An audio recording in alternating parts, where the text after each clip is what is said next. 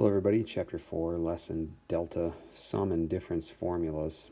Objectives are to use the sum and difference formulas to evaluate some expressions, as well as use them to solve trig equations. So I believe that I have an optional video which goes through the derivation or proof of a couple of these. I think it goes through the proof of those two sum and difference formulas. It's pretty cool. It uses the distance formula and some other good stuff. However, I'm not going to do the proof for all of these. These are formulas that you can kind of put to memory. And if I were you, I would merge the two formulas so that it's a little easier to kind of keep in mind, because they do follow a very similar pattern. So for example, cosine of u plus or minus v. Notice if you have cosine of u plus v, then you will have cosine u cosine v minus sine u sine v. If you have cosine of u minus v, you have cosine u cosine v plus sine u sine v. And the same is true, or very similar, true for sine of u plus v and u minus v, and tangent of u plus v and u minus v. So you kind of take those 6 formulas, turn it into 3, and know the difference. So let's go ahead and get used to and familiar with the sum and difference formulas. Okay, so one thing that it's useful for is evaluating trig expressions. So for example, cosine of 75 is not an angle measure that we like to use in the unit circle because it doesn't show up with a special right triangle. However, I can write cosine of 75 as cosine of 45 plus 30. Now, using the formula that I know, cosine of u plus v, that would be cosine of u cosine of v minus sine of u sine of v.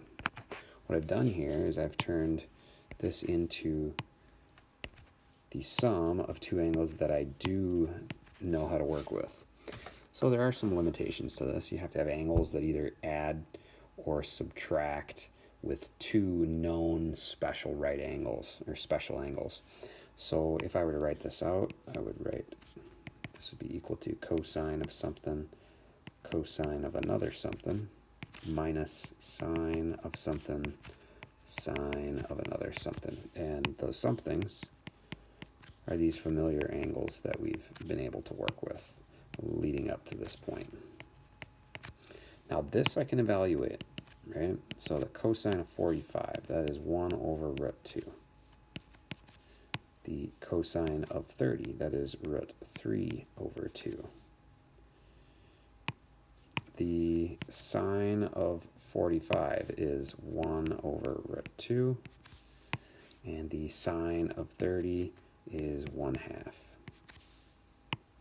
Therefore, the cosine of 45 plus 30 is going to be root 3 over 2 root 2 minus 1 over 2 root 2. Now I could simplify that since it's got a common denominator, which in these problems it will always have a common denominator. So my answer would be root 3 minus 1 over 2 root 2. Okay, let's move on to using the sum, or in this case, I guess, difference formula for sine. So pi over 12, I could write this as the sine of 3 pi over 12 minus 2 pi over 12, which is equivalent to the sine of pi over 4 minus pi over 6. Those are nice angles that we like to work with. The sine of u minus v, I have minus because I have pi over 4 minus pi over 6, will be sine of u cosine of v. I should put a little tail on that u. Looks kind of like a v. Plus, minus sine of v cosine of u. Okay, so what are u and v? U and v, yet again, oops, I'm sorry, that's a v. U will equal pi over 4, and v will equal pi over 6. So the sine of pi over 12 will be equal to the sine of something, cosine of something else, minus sine of something, cosine of something else. The red numbers will input pi over 4 and pi over 4.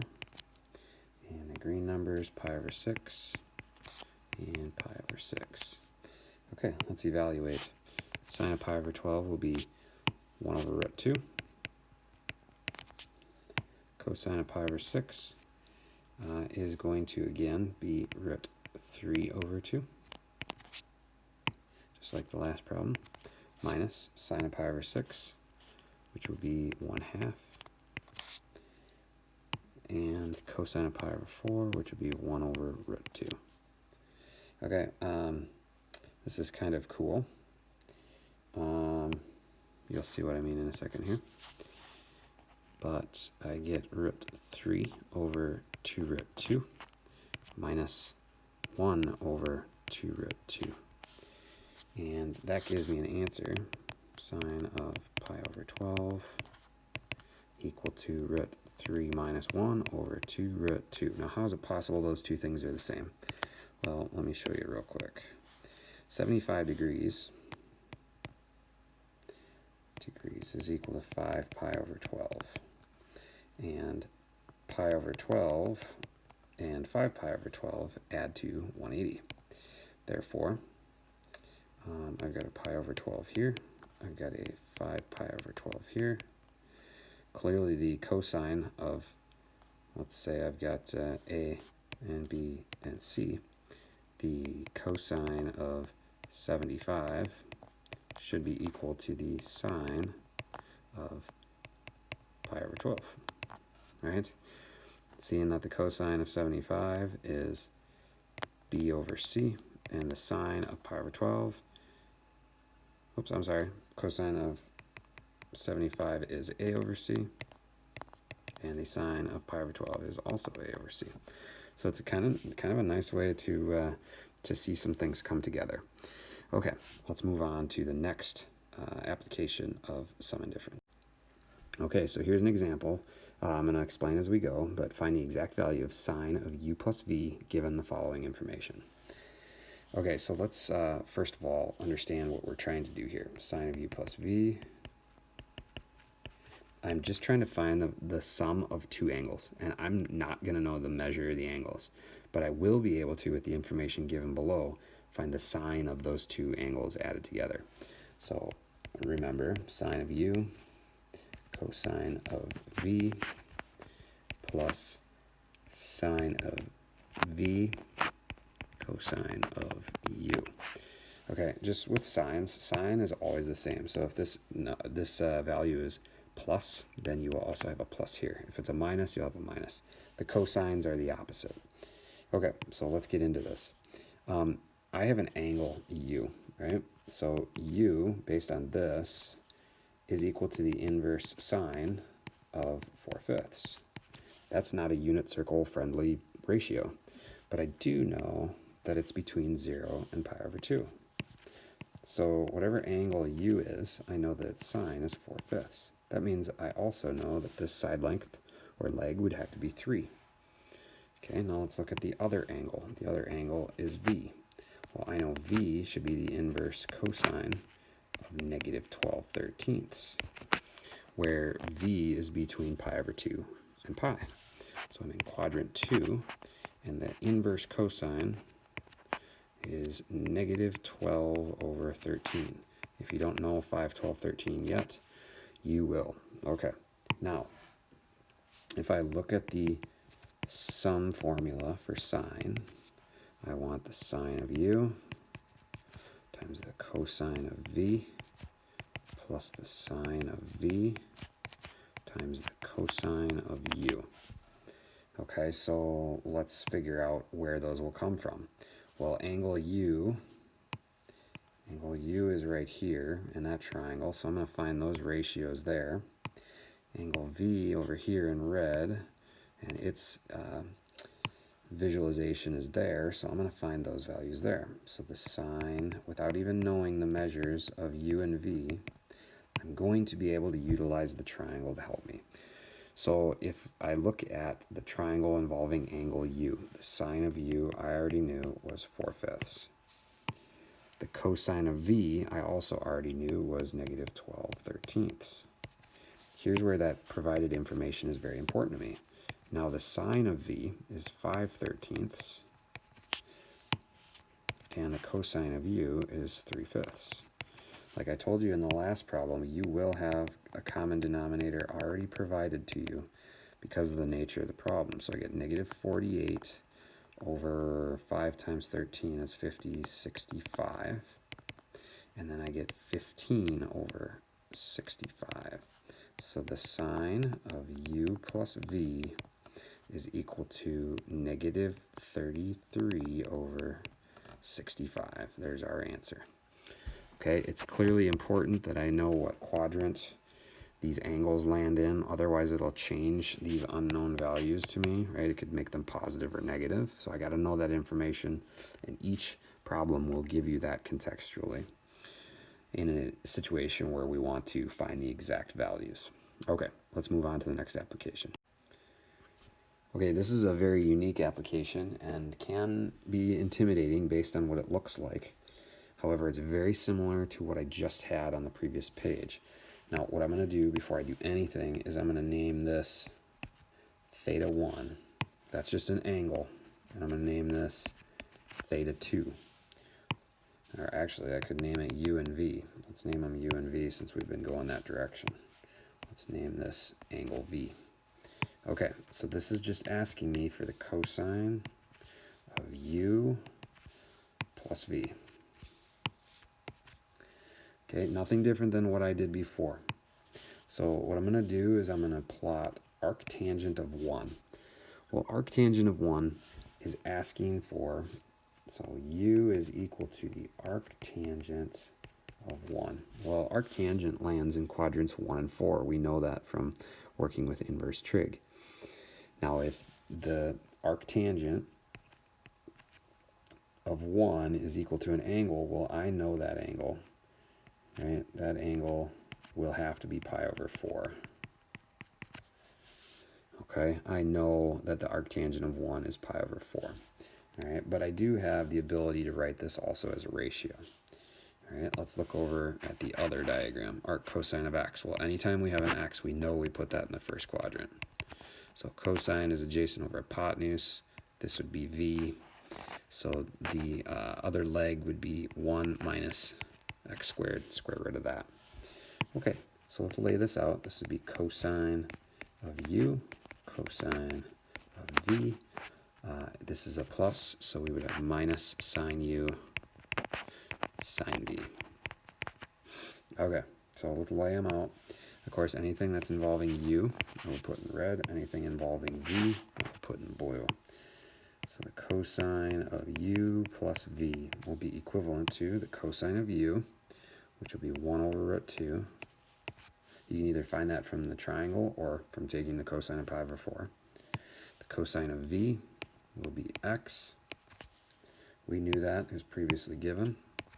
The sine of u will also be 1 over root 2. And the sine of v will be the square root of 1 minus x squared.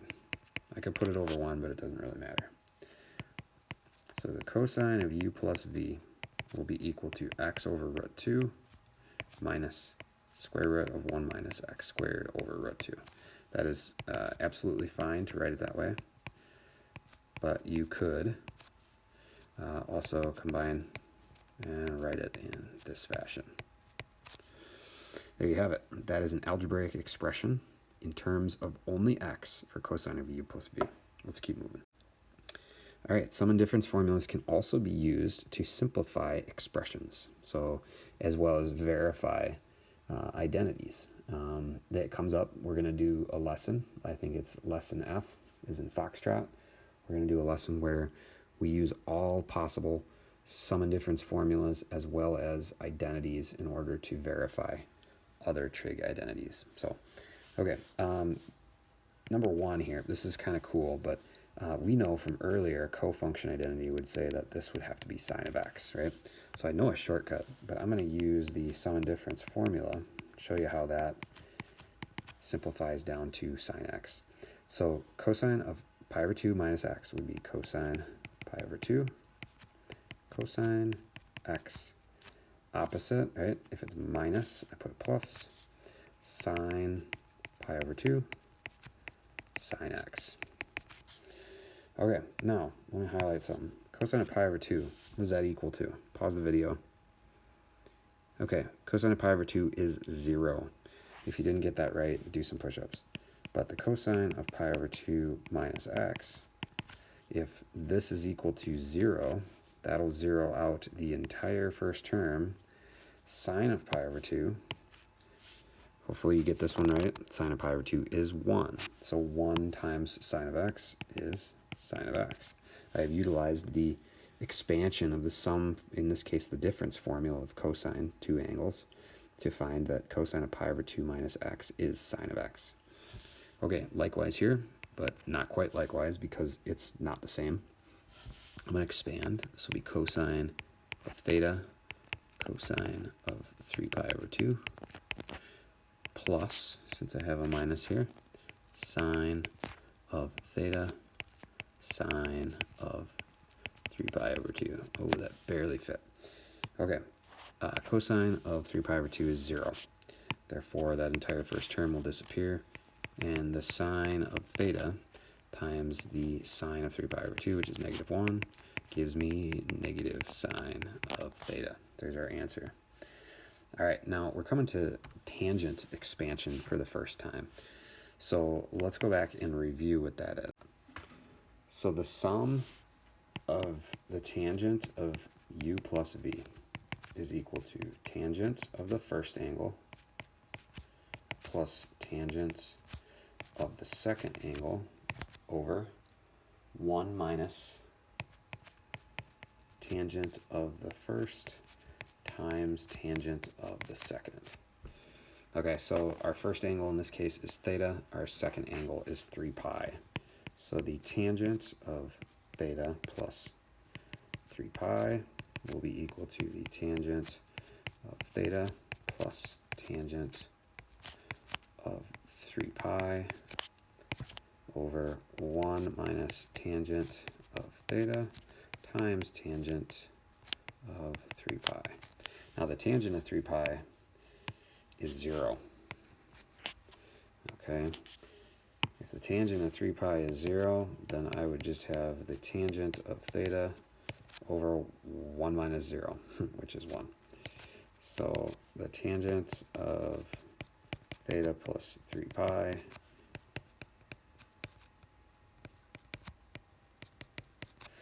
is tangent theta. Cool. That's kind of weird. A lot of work for not much, but it's all good. Okay. You might recognize this. This is a difference quotient. In the past, we've asked you to simplify the difference quotient. Here, I'm going to use the sum and difference formula for cosine to expand that, and I want to simplify this expression. So let's expand this. This would be cosine x cosine h minus sine x sine h minus cosine x. Now I'm getting to this part over h. All right, so you might think, well, what else can I do to simplify this? You can do a little bit more, and you won't do a whole lot with this beyond what we're doing right now until you get to calculus, okay? But you'll enjoy it, and for now, we're just working on the basics. Okay, so what I did was I took this cosine x, which doesn't have a parenthesis closing it, which bothers me, and I brought it over here so that it was along here with all the other cosines. Now you'll notice that I've got a cosine x in both of those terms, so I'm going to factor out a cosine. And you're going to see some cool stuff with this next year. But that is the extent of the simplifying. I know it doesn't look simpler, but it will next year when you start working with what's called limits. So I'm going to end that problem right there, but just see how I can manipulate that algebraically. And it's kind of cool. I'm not going to let the cat out of the bag right now. You'll have to enjoy that next year. And maybe I'll see you in AP Calc. Never know. All right, let's go on to the last slide for this lesson. All right, so the last thing we can do, and you're going to do this quite a bit in the homework, is we can use sum and difference formulas to help solve equations. So in this case, we're going to solve and find the solutions from 0 to 2 pi. So I'm going to expand each of these separately using sum in the first case and difference in the second. We're going to see something cool kind of happen here. So this would be sine of x. Didn't want to do that. There we go, pressing buttons again. Cosine of pi over 2, or pi over 4, excuse me, plus sine of pi over 4 and cosine of x. Okay, that was our sum formula. Then we're going to add that to the sine of the first angle, cosine of the second angle, minus, right, sine is the same, sine of the second angle, cosine of the first. That's equal to -1. Now let's analyze this. I've got a sine x cosine of pi over 4. I got another sine x cosine of pi over 4. So what I've got here is 2 sine x cosine of pi over 4. Okay, I've combined those. I probably should have put it in green, but whatever. I screwed it up. All right, sine of pi over 4 cosine of x. Look at this. I got a negative sine of pi over 4 cosine of x. So those will reduce. So I'm going to get this, right? These yellow expressions, they reduce out. So let's first of all do this. What is cosine of pi over 4? Well, it's 1 over root 2. So I've got 2 over root 2 sine x is equal to -1. All right, so I'm going to multiply both sides by root 2 over 2.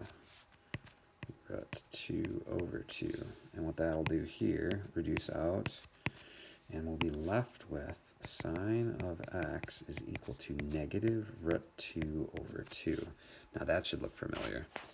Okay, let's look at the unit circle.